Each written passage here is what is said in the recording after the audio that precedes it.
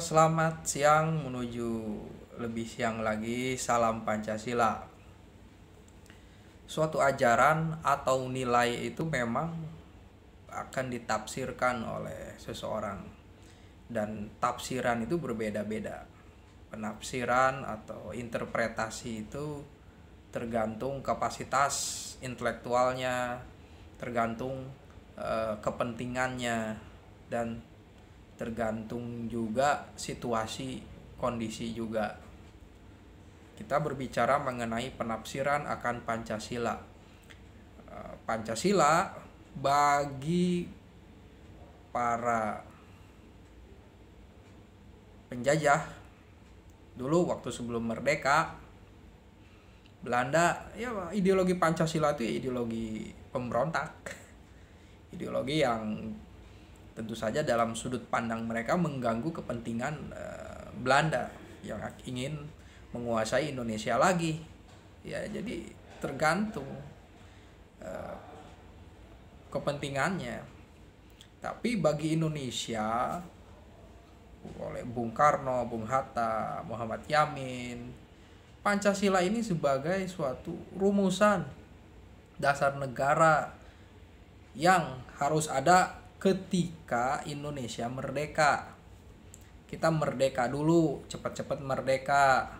Kemudian dasar negaranya adalah Pancasila yang disepakatin saat itu disepakati sebagai suatu yang konsensus waktu itu. Jadi penafsiran itu memang tergantung juga fakta, keadaan, juga kepentingan saat itu. Nah, dari sini kita bisa bersifat bijaksana ketika kita bisa memahami suatu nilai apa ketika kita mencermati pelaksanaan Pancasila.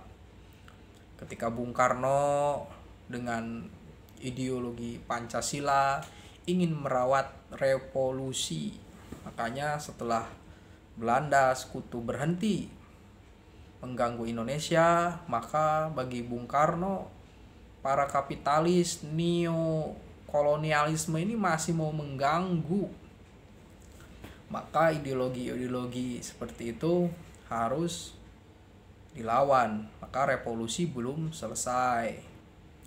Ya, dalam prakteknya juga, dalam kondisi fakta sosial politik, penafsiran Pancasila ini menghasilkan suatu bersih tegang juga, menghasilkan gesekan-gesekan antar khususnya dengan para elemen tokoh masyarakat yang memiliki kesadaran ideologi agama. Itu sesuatu penafsiran juga, itu suatu dialektika juga. Bahkan Bung Karno dalam penafsirannya mengenai ideologi yang ada di Indonesia,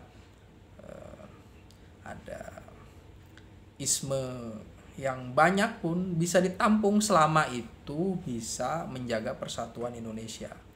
Ada nasionalisme, Islamisme, atau nasionalisme, agama, bahkan komunis, sehingga ada ya Nasakom.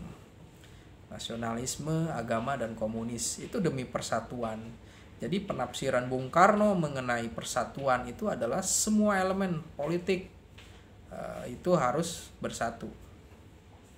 Dalam prakteknya karena situasi politik juga kepentingan asing juga yang ingin mengintervensi, juga keadaan Indonesia saat ini belum saat itu juga belum maju juga. Ini ya Bung Karno berhenti dan digantikan oleh Orde Baru.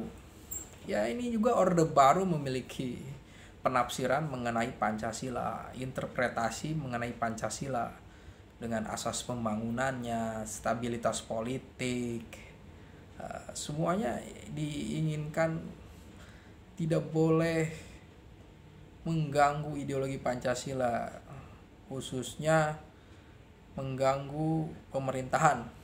Jadi Pancasila dijadikan sebagai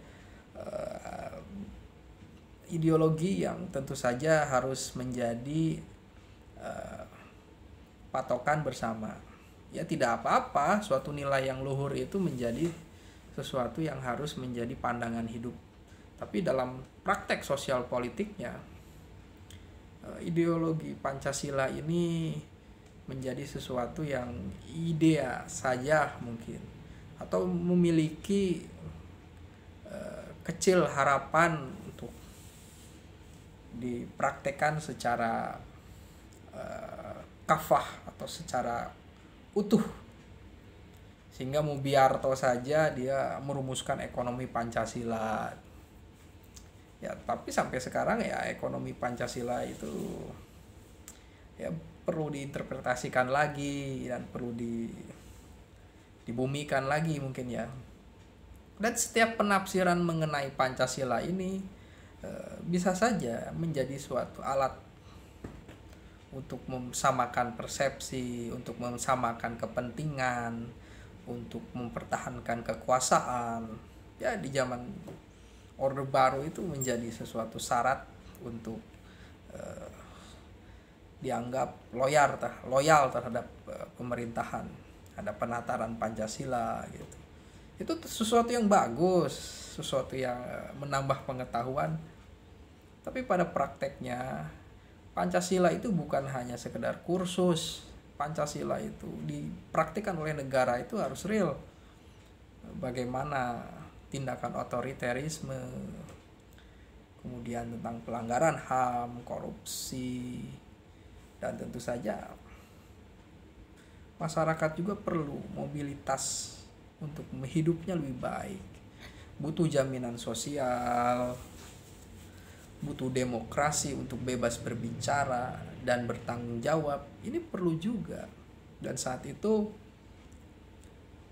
struktur ekonomi yang dibangun dengan hutang, struktur ekonomi yang dibangun oleh investasi asing, lalu ketika keadaan sosial politik lagi kacau, maka investasi itu keluar, investor keluar, dan betapa lemahnya Indonesia gitu. Jadi Indonesia mengalami lagi suatu, kata Taufik Ismail itu, kembali kepada titik nol. Harus menginterpretasikan lagi Pancasila, dan menginterpretasikan Pancasila itu sebagai suatu idealisme, suatu realisme, suatu yang bersifat pragmatis. Itu bisa, tapi harus benar-benar menjadi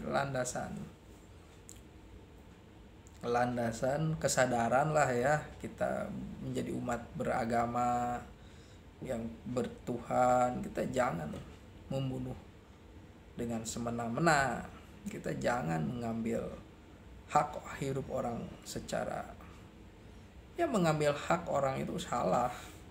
Oligarki, monopoli kekuasaan, monopoli politik ya, untuk kepentingan diri sendiri, sedangkan banyak orang yang kehidupannya mengalami kesusahan.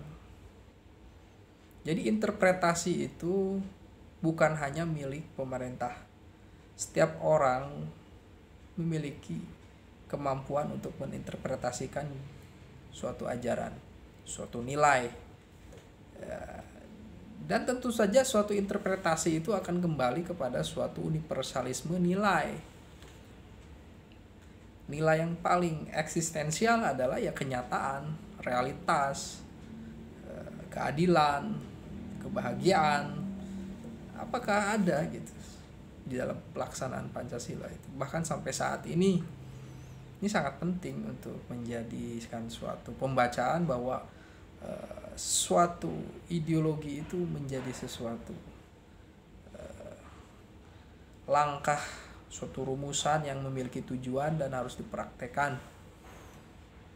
Dan ternyata interpretasi pembacaan dari hermeneutika memerlukan hermeneutika.